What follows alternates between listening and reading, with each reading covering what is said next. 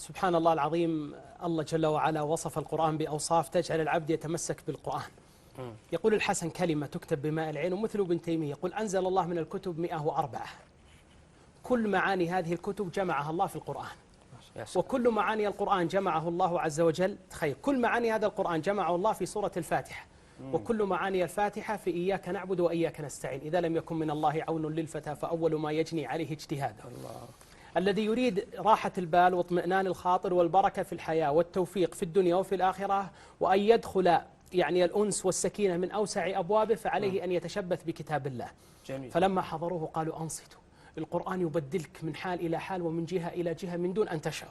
شوف تخيل توهم جايين يستمعون إلى قراءة النبي عليه الصلاة والسلام، جن ما يعني للتو قد سمعوا القرآن، قراءة محمد بن عبد الله التي ملأت فمه صلوات الله وسلامه عليه.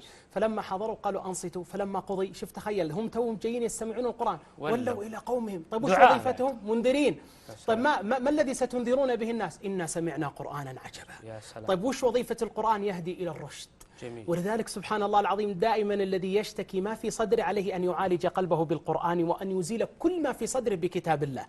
لذلك سبحان الله تأمل في عمر رضي الله عنه وأرضاه، متى قتل وأين قتل وما هو المكان الذي اختير لقتله؟ تجده حينما كان بين يدي ربه يتلو آية القرآن.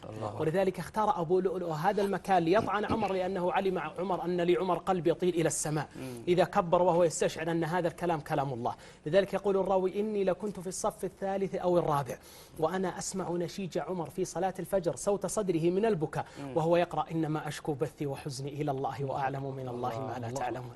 هذه القلوب التي تعرف ما هو القرآن وجماله وبهاؤه وحلاوته وروعته، هذه القلوب التي تعرف أن هذا القرآن شفاء، وأن هذا القرآن محله الصدور ليس الألسن. هذه القلوب التي تعرف أنه من شق من السماء شيء ولا نزل منها أفضل من آي القرآن. هذه القلوب التي تعرف أن هذا القرآن غير أقوام وبدل أجيال وزرع الهمم والعزائم في نفوس رجال ونساء. هذه النفوس التي تعرف أن هذا القرآن هو أكبر بوابة للتغيير في الحياة. مسحور، معيون، مهموم، تشتكي المضائق، جرب أن يكون لك ورد من آي القرآن، أقسم بالذي رفع السماء بلا عمد أن تتغير حياتك وأن تموت همومك. الله أكبر، جميل جدا.